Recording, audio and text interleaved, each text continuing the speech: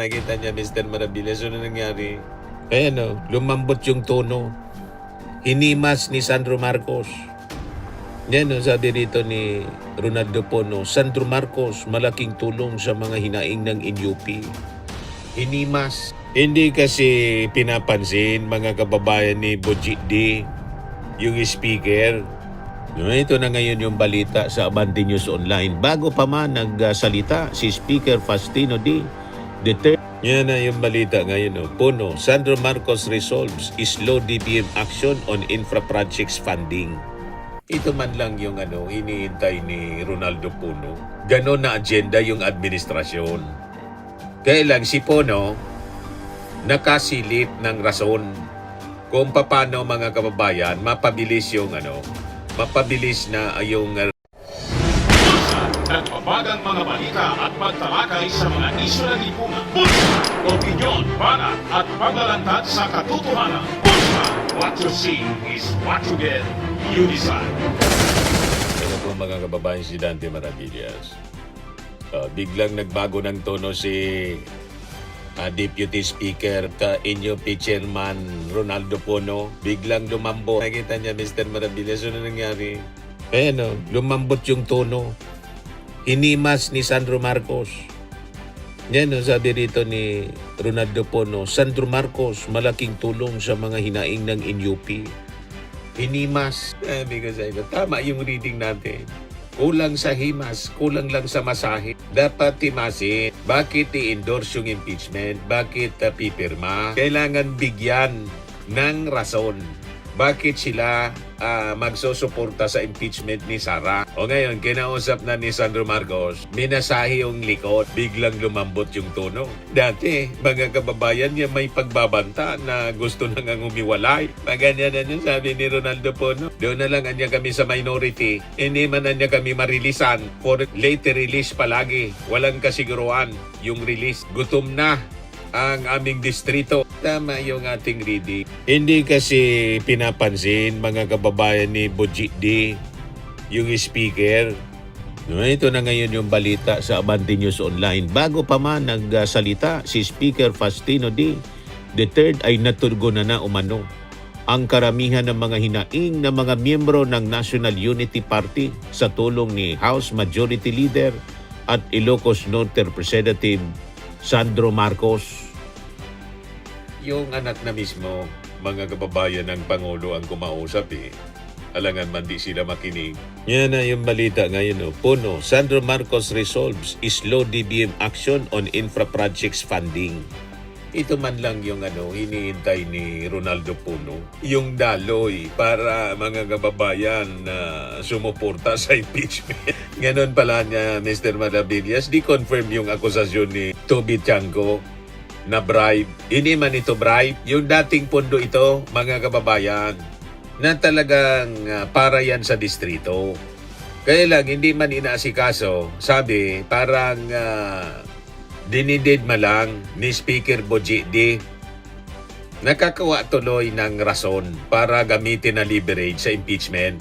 Nagakuha ng rason si Puno para magamit na leverage sa impeachment complaint laban kay Sara Duterte. Pero wala doon. Ganon na agenda yung administrasyon. Kaya lang si Pono nakasilip ng rason kung paano mga kababayan mapabilis yung mapabilis na yung release sa kanila. Ganon ang laro mga kababayan sa politika. Pag hindi yan baka bumaliktad na kami. So kumbaga, ang kamalian mga kababayan dito, hindi sa Marcos administration na ginagamit yung pondo. Walang gano'n na intensyon. Naisip lang siguro ni Ronaldo Pono para niya mapabilis, gamitin natin na leverage. Kung ano-ano naman yung isipin ng mga DDS. O, kita mo man niya?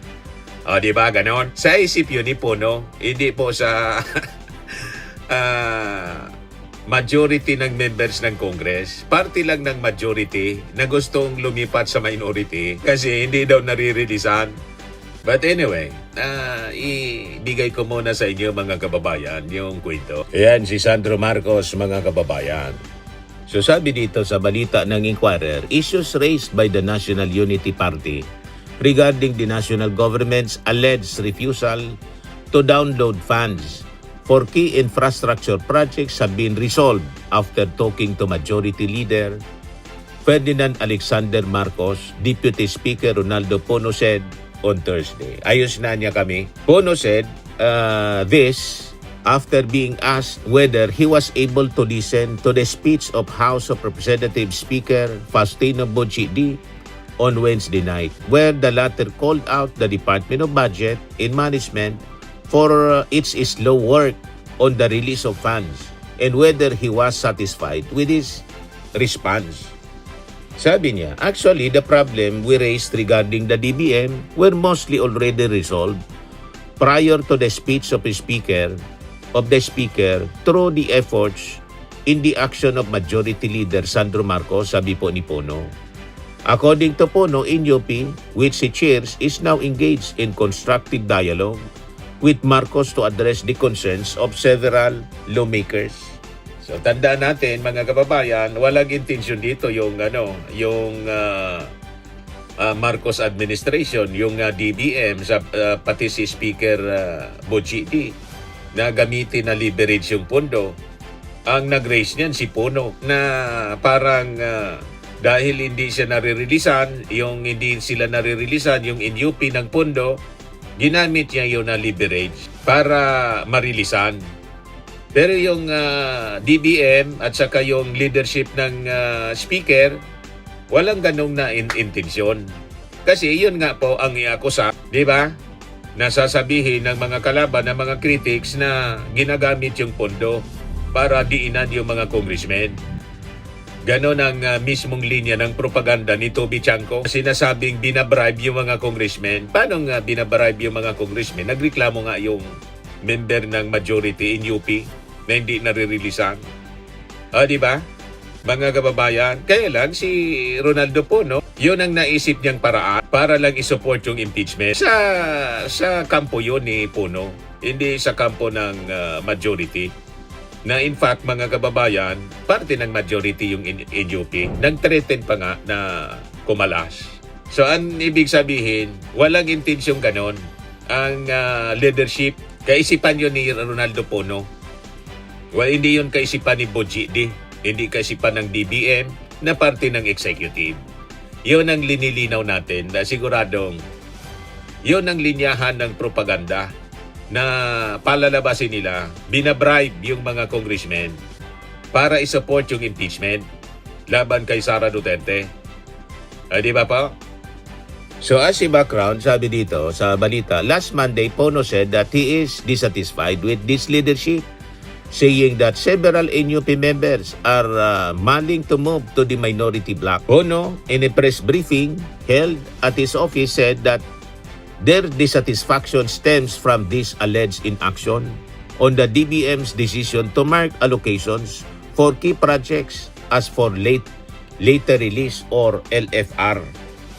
The Deputy Speaker said he thinks D has been apprised of the situation but has neither informed House members nor presented a solution for the issue. Among the programs affected niya, sabi ni Pono, are infrastructure projects and dole-out programs under the assistance to individuals in crisis situation, the medical assistance to indigent and financially incapacitated patients program in the tulong panganap buhay sa ating disadvantaged displaced workers. The Deputy Speaker also stressed back then that the DBM has not given any explanation whether it be the lower revenue collections or whatsoever or why it has failed to download funds. So malinaw po na walang intensyon na gamitin siya as bribe. Hindi nga nag-intindi yung DBM. Kasi kung may intensyon na gamitin as bribe sa mga congressmen, hindi na kailangan na pahirapan pa. Di ba? O, malinaw po ang ating paliwanag kasi siguradong yun ang linyahan ng mga, yun ang sinasabi ni Toby Chanco. Unang-una, mga kababayan, itong INUP, nag-endorse ito, kasama to sa nag-endorse ng impeachment complaints laban kay Sara Duterte. Kasama sa mga NUP members itong si Paulo Ortega, si Benny Abante na nag-endorse mismo ng 4th impeachment. Kaya hindi pwedeng sabihin mga kababayan na dahil lang dito ang kanilang pagsuporta dahilan sa pera-pera lang. O, walang ganun po. Kung naisip yun na gamitin ni Pono bilang leverage, kay Pono yon. Pero in-address na po Sandro Marcos. O, di solve na. Hindi na sila kakalas kasi busog na. Sabi kasi ng balita, ginutuman niya kasi. In response to Pono's grievances, D on Monday assured his colleagues in the chamber that his door is always open for any form of dialogue, saying that Congress's strength lies in their ability to resolve concerns constructively.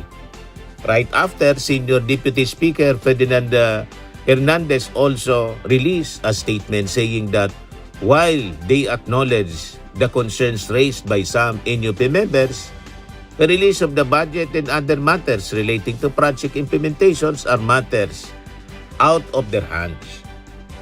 Ayos na po. Solve na yung ni Ronaldo Puno.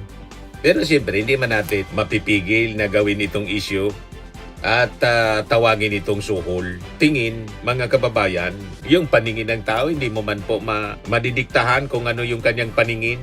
Sa paningin, mga kababayan ng mga DDS, kampo ng Duterte, ito ay suhol.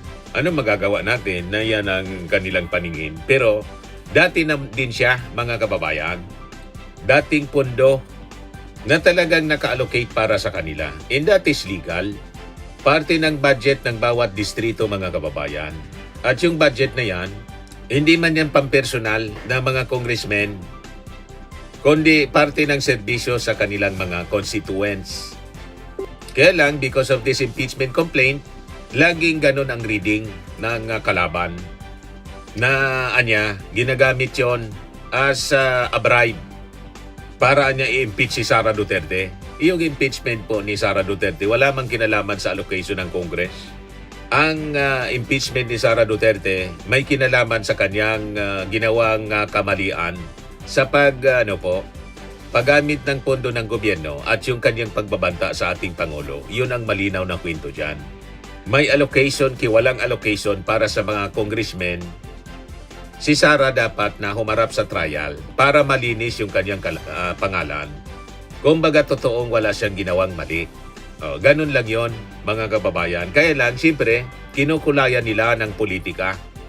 At sinasabing gusto nilang matanggal si Sara kasi para hindi maging kalaban sa 2028 election. Laging ganun ang kanilang narrative po. Huwag tayong maniwala sa ganung narrative kasi hindi man yun po totoo. Ang totoo, si Sara, tatakbo hindi sa tatakbo, dapat siyang humarap sa trial kasi kailangan niyang panagutan yung mga kamalian ng kanyang ginawa. Ganon lang yon, mga kababayan. Okay pa?